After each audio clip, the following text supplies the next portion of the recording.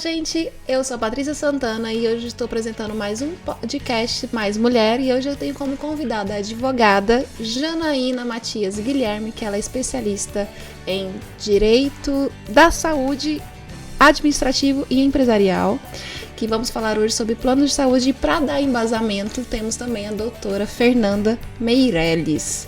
Então, gente, é um assunto polêmico, já começamos com uma pergunta babado, que seria a questão de prescrição dos medicamentos de onco e também explicar o que seriam os medicamentos onco e hematológico, porque pode ser que alguém fique com dúvidas. Então, vamos lá, já começa uma pergunta séria. Bom, na verdade, as doenças oncohematológicas são aquelas doenças que acometem geralmente a medula óssea ou os linfonodos, né?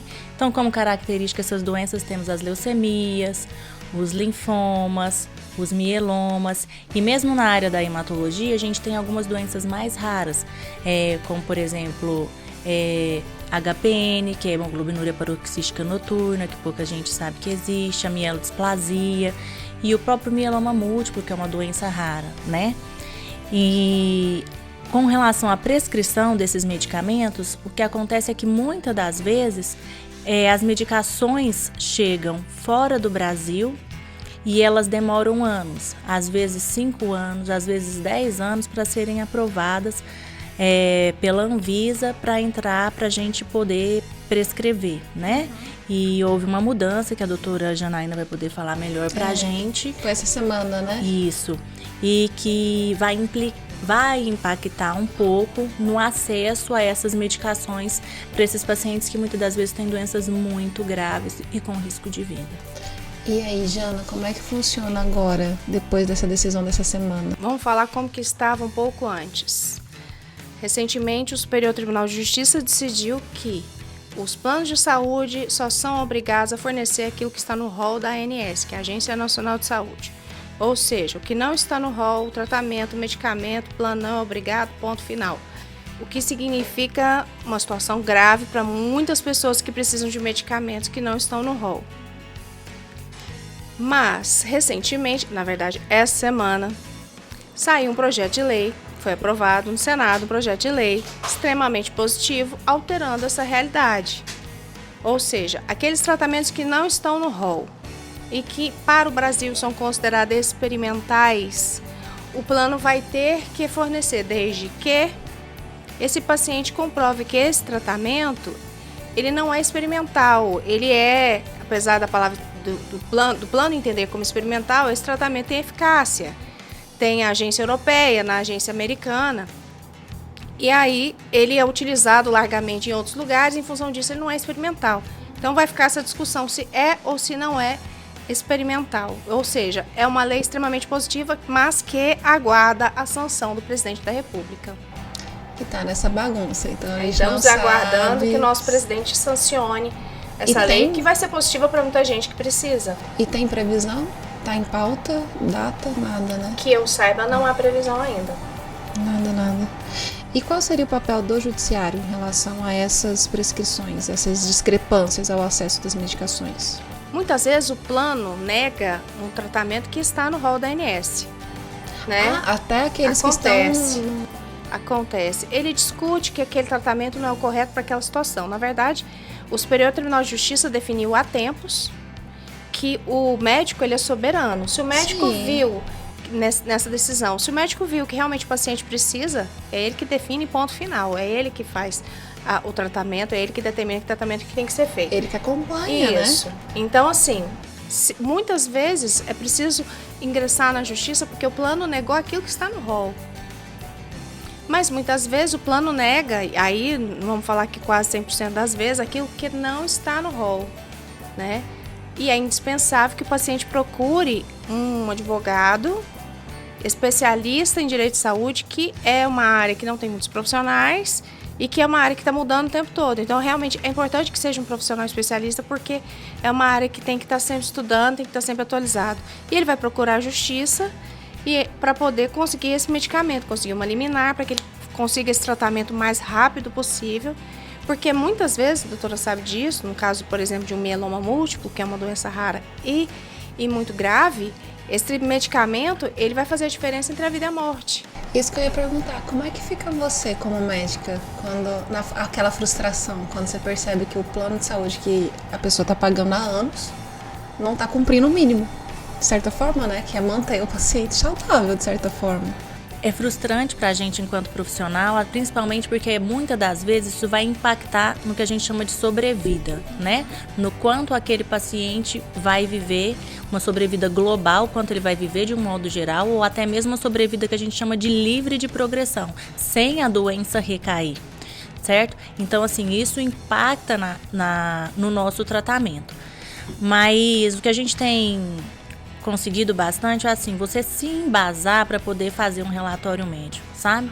Fazer um diagnóstico correto, fazer um relatório detalhado e muitas das vezes a gente acrescenta os artigos científicos que suportam aquele tratamento, Ou entendeu? seja, você vai ter que ser mais minucioso do que você já tinha que ser para o plano de saúde não ter oportunidade, entre aspas, de negar.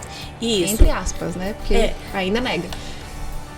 Às vezes eles negam numa primeira instância, como a doutora falou, às vezes eles negam mesmo, às vezes estando no rol. E também porque, às vezes, eles não conseguem acompanhar as mudanças científicas que vêm acontecendo, entendeu? Então, muitas das vezes, a gente também tem esse papel informativo, né? Mas que muitas das vezes tem que tentar pelo acesso jurídico mesmo. E não raro, às vezes você está diante de uma doença oncomatológica que até ela por si só é rara, entendeu? Então, às vezes, você faz um diagnóstico de uma doença, hoje a gente tem biologia molecular, e às vezes para você chegar num diagnóstico mais preciso, você chega e consegue ver que às vezes é um caso que tem poucos casos descritos na literatura. E aí, nesse caso, a gente tem que mostrar para o plano, olha, por exemplo, é um linfoma raro, né? Não é um linfoma comum. Ele é raro porque ele tem esse marcador, foi feito esse, o que prova que ele tem esse marcador. Já foi tentado, às vezes você tenta uma terapia convencional que não é, e às vezes você tem que suportar em casos descritos pela literatura, entendeu? Então, às vezes você não vai ter um tratamento específico para aquela doença em grande e larga escala, porque ela é muito rara. Então, aí você procura uma literatura, aí você tem que procurar discussões de casos que deram certos, se basear nisso para poder fazer o melhor pelo seu paciente. Muitas das vezes dá muito certo, entendeu? Entendi. E agora, como é que fica a questão obter o que precisa fazer para obter o medicamento que o plano negou? O que acontece? Qual é o procedimento? Geralmente o paciente precisa da negativa do plano, né? Até para poder acionar o plano jurídico.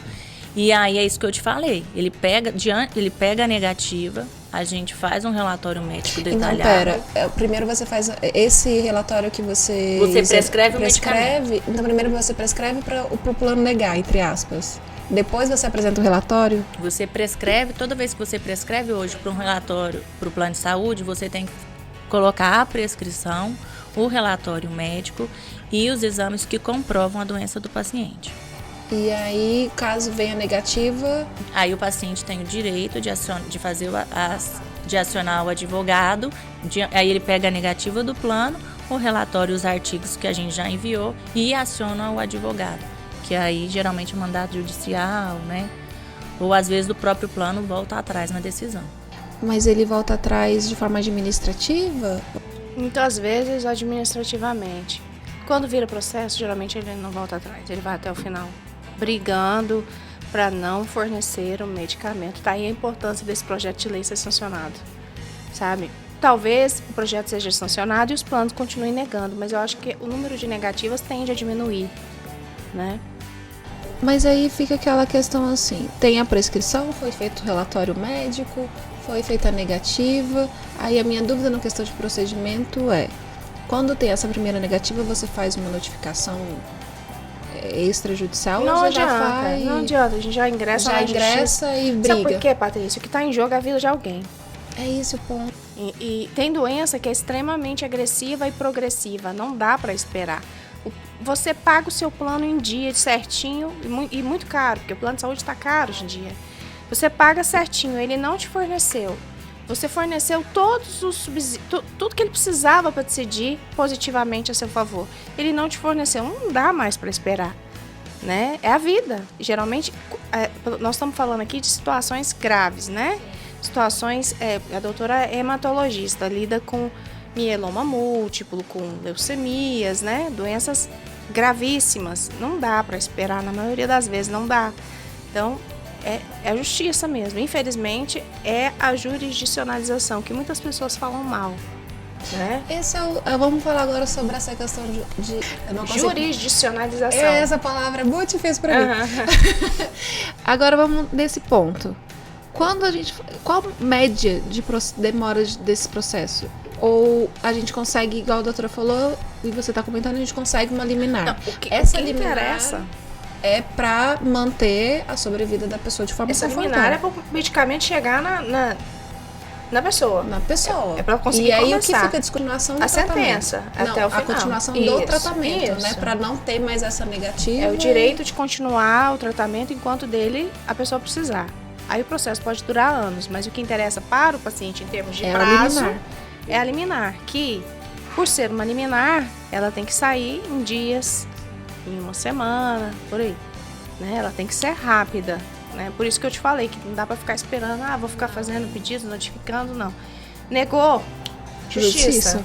E agora a gente tem que pensar também na questão dos medicamentos que estão com um custo muito alto. Ainda mais que nos últimos anos ele teve um aumento considerável do que os anos anteriores, principalmente depois da pandemia. Querendo ou não querendo, a pandemia afetou. Eu não sei se afetou ou se a galerinha aproveitou-se da pandemia. Temos essa divergência. Na verdade, assim, é uma série de fatores. Eu acho que culpar única e exclusivamente a pandemia, nós vamos ser muito inocentes, sabe? Exatamente. O que acontece é o seguinte, o tratamento do câncer, ele está tendendo, né, já que é essa linha que a gente vai falar agora, a ser cada vez mais específico. Então, à medida que a medicina vai avançando, hoje a gente já descobriu muitas coisas que a gente não sabia no passado, que a gente chama de biologia molecular. Então, hoje a gente tem tratamentos que agem diretamente no tumor. Você consegue me entender? Com menos efeito colateral. E às vezes com uma eficácia muito grande, que é isso que a gente espera de um tratamento oncológico. A gente espera que ele seja alvo específico e que ele traga menos toxicidade para o paciente, que o paciente sinta menos isso, entendeu? Só que quando a gente vai olhar, o que a indústria farmacêutica faz é que ela gasta muito para poder desenvolver aquela droga alvo específico. Então, às vezes, ela gasta muito tempo para fazer isso. Então, quando esse medicamento chega no mercado... Ele tem que pagar aquele custo. Ele chega muito alto, entendeu? Porque foi toda uma tecnologia por trás. Então, vou te dar um exemplo, por exemplo. Hoje, para algumas leucemias mieloides agudas, que são FLT3 mutados, a gente tem 2 novas drogas no mercado. Então, uma dessas a gente teve até a oportunidade de judicializar. O plano de saúde pagou uma droga oral. Mas uma droga oral com preço de R$100 mil uma caixa. Meu Deus! Entendeu? Então, até eu me surpreendi, porque a gente, enquanto médico, a gente estuda muito o que fazer de melhor para o paciente, mas essa ideia da farmacoeconomia é uma coisa que a gente não tem muito na faculdade e que acaba que a gente vai tendo que aprender com o tempo, com a expertise e etc. E muitas das vezes o questionamento é qual o preço da vida. Você consegue me entender? Então, se a gente pensar também em tratamentos quimioterápicos de 30 mil, 50 mil, que geralmente é a média e que a maioria de nós brasileiros não vamos dar conta de pagar do bolso, também fica uma saia justa entre o médico, o seu dever ético e moral, que é de prescrever, porque você tem a informação e você quer fazer o melhor para o seu paciente. Você esbarra no custo, entendeu? E você esbarra nisso, porque até que ponto os planos de saúde, que a gente paga muito caro mesmo, mas ao mesmo tempo gera uma sinistralidade muito alta para esses planos de saúde.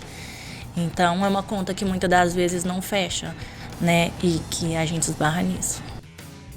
E para você, em relação a esse aumento de custo, o que você considera? Eu acho que são vários fatores, né? a pandemia é um fator, com certeza, mas com certeza está longe de ser o único, porque antes da pandemia as coisas os medicamentos já eram caríssimos, né? Tem a questão tributária, né? Medicamentos, muitos dos medicamentos que a doutora se refere são medicamentos que muitos não têm registro na Anvisa, precisam ser importados. Aí entendeu? Eu acho que falta também incentivo à pesquisa, né, no Brasil. Enfim, é uma série de fatores. Hoje existem muitos brasileiros no exterior fazendo pesquisa, mas o governo, infelizmente, ele trancou, né, a oportunidade do brasileiro ser o pesquisador. Eu acho que no campo da pesquisa tem melhorado um pouco. A gente tem a oportunidade, às vezes, de trabalhar com pesquisa no Hospital das Clínicas. Hoje já tem uma porta para poder fazer pesquisa que pode beneficiar outras pessoas dentro de clínicas privadas, que ainda é pouco desenvolvido, acho que em Goiás. Eu acho que tem melhorado, mas é um campo que poderia ser mais fértil, entendeu? E é uma das coisas, porque você encaixando um paciente num protocolo de pesquisa, você dá a oportunidade para esse paciente de ter acesso a uma nova droga. E quando ele vai chegar a ser testado, muitas das vezes ele já passou pelas fases iniciais e traz muito benefício, entendeu? Mas é toda uma série de questões. Talvez falte também uma regulamentação em relação à indústria farmacêutica, entendeu? Essa liberdade toda, né? Qual é a lógica de um medicamento custar R$100 mil por mês? Lembrando que esse medicamento que ela falou, eu tenho certeza que ele é de uso contínuo. Pelo menos a pessoa um ano. vai gastar talvez aí. Um ano de uso. Pois E essa cartela duraria o quê? Essa cartela de 100 mil duraria quantos dias? Essa cartela de 100 mil para um mês de tratamento. Então, para um paciente usar um ano, 1.200.000. Em HPN, por exemplo, que na verdade não é nenhum câncer, que é uma doença que afeta muito a qualidade de vida do paciente. A média de judicialização já chegou a anos. Numa doença que o paciente pode morrer de trombose e o primeiro evento pode ser fatal. Hoje o medicamento já está de mais fácil acesso, né? Hoje já é mais via Ministério da Saúde, a judicialização está mais rápida. Então, um medicamento que às vezes eu tive paciente esperando 3, 4 anos desse medicamento, hoje a gente consegue, judicializando ele, sair em 3, 5 meses, entendeu? Mas era um medicamento que na época do dólar baixo, lá atrás, há 7 anos atrás, era um medicamento que ficava uma média de R$1,5 milhão por paciente por ano, entendeu? E agora a gente tem muito mais medicamento nessa demanda de preço.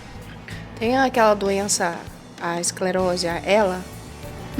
Cada mês de tratamento, a última vez que eu vi um caso, tava mais de R$200 mil. Nossa, não tem como a pessoa manter isso. Não tem como. E posso estar errada, mas se eu não me engano, esse remédio que eu tô me referindo, ele é o único do mercado realmente efetivo. Olha, você pensa. Isso é um absurdo. Tinha realmente que ter uma regulamentação, alguma maneira de diminuir o preço dos medicamentos. Não só para diminuir a judicialização. Não, entendeu? É questão de proporcionar existem pessoas aquelas que conseguiriam pessoas que precisam comprar de tratamento. Existem pessoas que conseguiriam comprar um medicamento caro, mas não esses valores. Entendeu? Muito exorbitante. É fora de óbito, assim, mesmo aquela pessoa que tenha dinheiro, digamos que tenha 1 bilhão, ele mantém aquela rotina. Não dá, é todo mês. Não tem como. E às vezes, mesmo assim, o paciente às vezes paga só a coparticipação. Mas mesmo a coparticipação sai cara para esse paciente. Porque é um custo muito elevado. E aí, como que a gente faz quando o paciente / cliente, né? Vamos colocar nas duas situações, ele tem medo das represálias por parte do plano? Porque existe a possibilidade de você judicializar e o plano simplesmente no próximo ano recusar a renovação?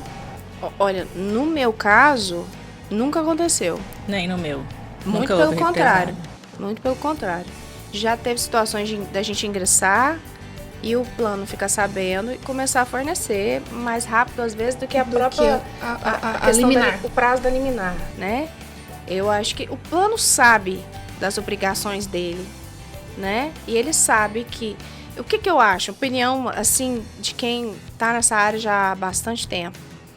O brasileiro tem por hábito não correr atrás dos seus direitos. Isso não é só na saúde, não. Isso é tudo. O direito não socorre aqueles que dormem, né? Isso. O brasileiro, muitas vezes, ele vê uma negativa e ele aceita aquele não como sendo dele. Inclusive, lá no meu Instagram eu falo muito, não aceitem esse não. Não aceitem um não como resposta. Porque o brasileiro não tem esse hábito de correr atrás. A judicialização, ela é muito positiva no sentido de que eu acredito que a judicialização trouxe a aprovação de muitos medicamentos pela Anvisa. Porque de tanto bater, entrar no rol da ANS, o plano começa, a Anvisa, a ANS, os planos começam a falar, poxa, vamos começar a fornecer, porque a gente está sendo condenado aqui toda hora, a gente está tendo que acionar, tendo que nos defender e pagar dano moral toda hora, então vamos começar a fornecer. Eles não fazem aquele cálculo básico, né, no sentido de qual é o valor que efetivamente é o meu custo para fornecer esse remédio com os processos que estão sendo pagados. De 10 pessoas com uma negativa em mãos, eu acredito que se 4 efetivamente procuram, é muita gente já. Essas 6 vão ficar assim, não, eu vou fazer outro tratamento, eu vou morrer, não tem jeito, não acredito na justiça, advogado é complicado de mexer, enfim.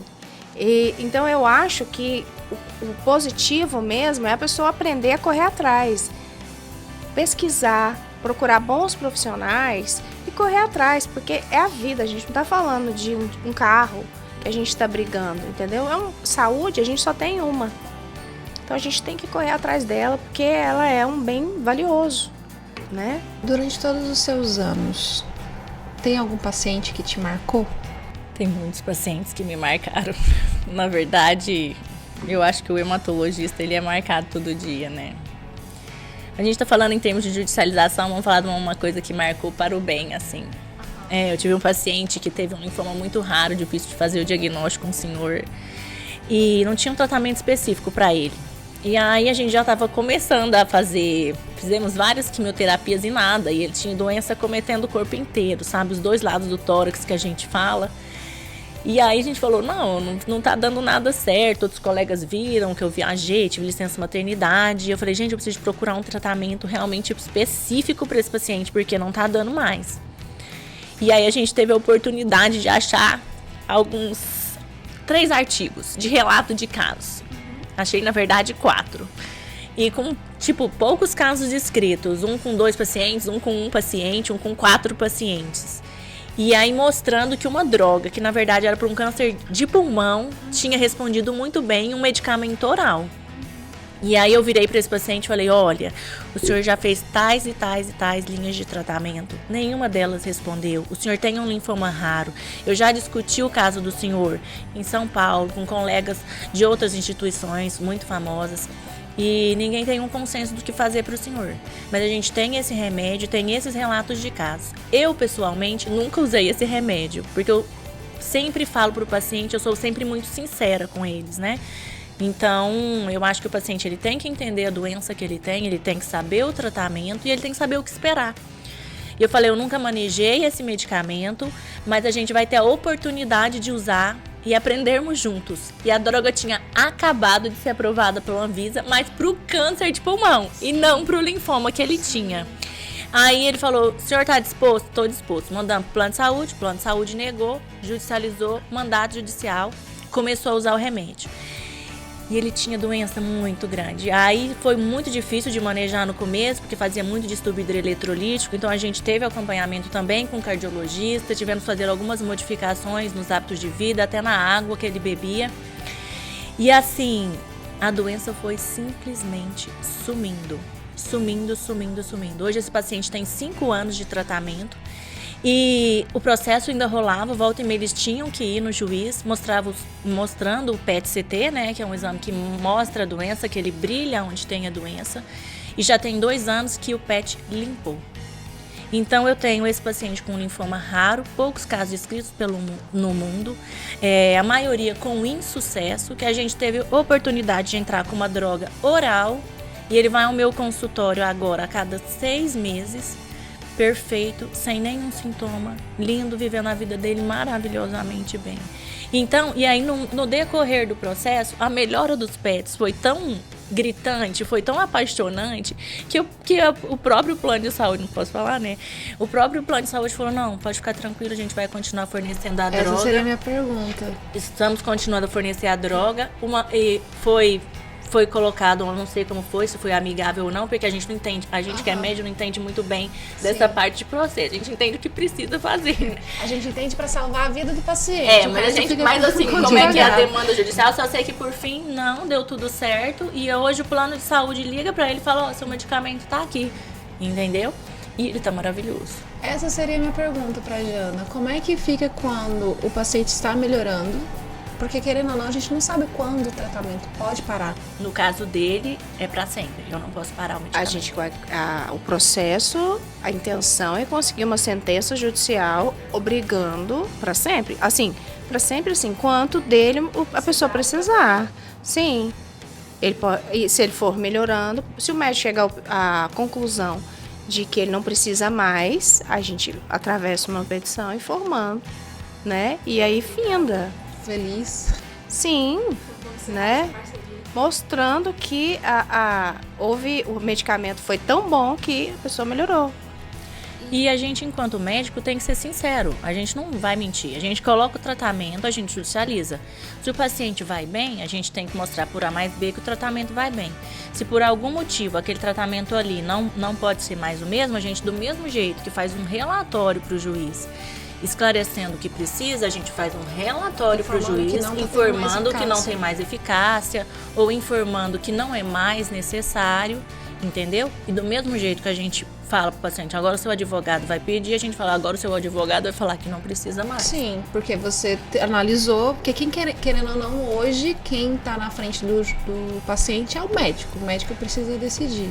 Isso. O juiz vai simplesmente olhar e falar assim, ok, entendi a importância, entendi o porquê plano de saúde, a pessoa está pagando o resto da vida, então vamos fornecer essa medicação. Qual o procedimento, o que vocês poderiam falar em relação ao plano de saúde em si? Ele é o ônus com bônus? Ele é o que para vocês hoje, assim? Eu acho que o plano de saúde, quem puder pagar, eu acho que é positivo, não vou te mentir não, o SUS está muito complicado. Quando, em relação a determinadas situações, né, de doenças graves, né, o SUS é muito importante, foi muito importante durante a pandemia, ainda está sendo, mas ele ainda é muito deficiente em relação, por exemplo, ao câncer. Por exemplo, você vê no jornal falando, vamos tratar mais cedo, faça os seus exames, a pessoa vai marcar um exame e vai... No SUS, demora 6 meses para ela conseguir fazer esse exame. Para quem está com câncer, 6 meses pode ser a diferença entre a vida e a morte. Porque tem determinados tipos de câncer que avançam consideravelmente nesse período. Então, quem puder ter um plano de saúde, eu acho que é importante ter um plano de saúde, sim. Mas, lembrando que se houver uma negativa do plano de saúde e você descobrir que essa negativa é indevida, e você só vai descobrir isso conversando com o seu médico e com o advogado especialista, você tem que correr atrás do seu direito. Olha o tanto de coisa positiva que a gente falou aqui, ela acabou de falar do paciente que ela lembra, que mais marcou. Por que isso tudo aconteceu? Porque ele jurisdicionalizou.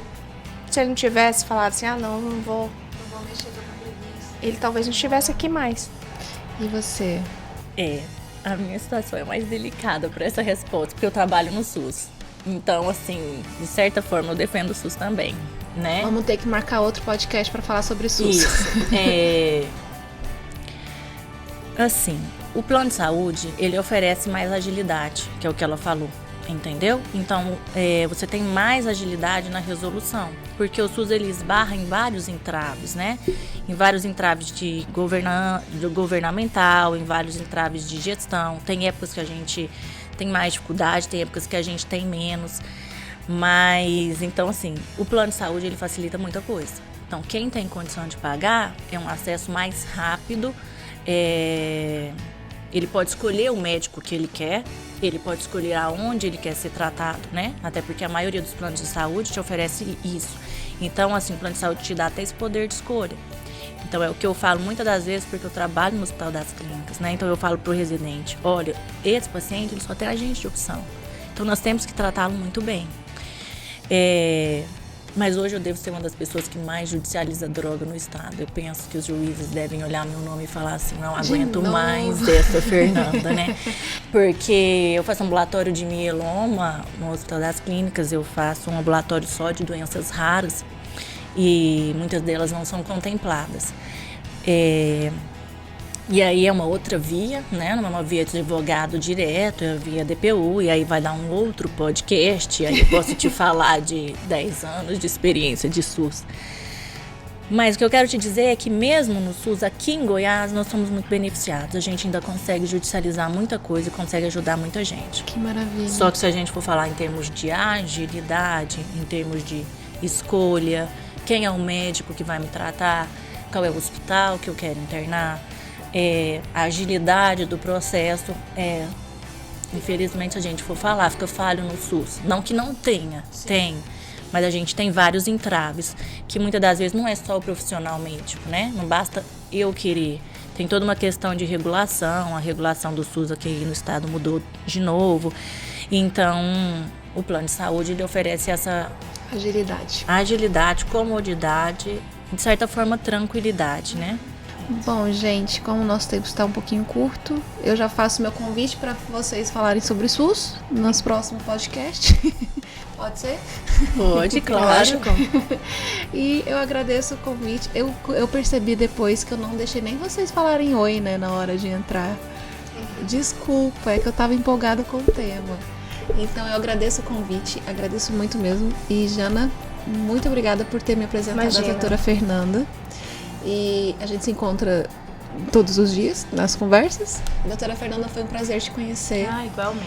E se vocês quiserem deixar um recadinho para os nossos telespectadores, fique à vontade.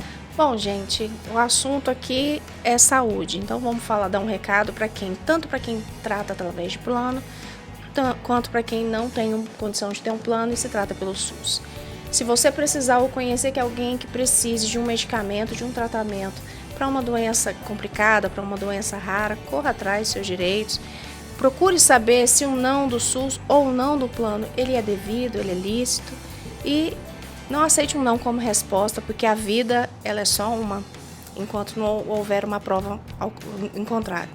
Bom, quero dizer para vocês que ter um diagnóstico de câncer, né, que é o que a gente mais falou, ou de uma doença rara, não é um empecilho de vida e de vida com qualidade, né? Que existem ainda muitas crenças a respeito disso. Às vezes a pessoa acha que ter um diagnóstico de câncer ela vai ter um diagnóstico de morte, não é verdade. E não se, como a doutora falou, não se esmorecer diante das primeiras dificuldades, procurar um profissional que está disposto a lutar com vocês pelo seu tratamento e orientá-lo a procurar a ajuda, às vezes jurídica, que muitas das vezes pode ser necessária, e que estamos juntos, estamos acostumados a lutar por isso, e há sempre esperança e a gente consegue muitas das vezes muitos bons resultados. Então eu acho que o foco que fica é o diagnóstico e a dificuldade não atrapalhe o sucesso. Parabéns. Parabéns pelo trabalho, sucesso para vocês duas. E, gente, ficamos por aqui. Até a próxima semana com mais podcast Mais Mulher. Até mais.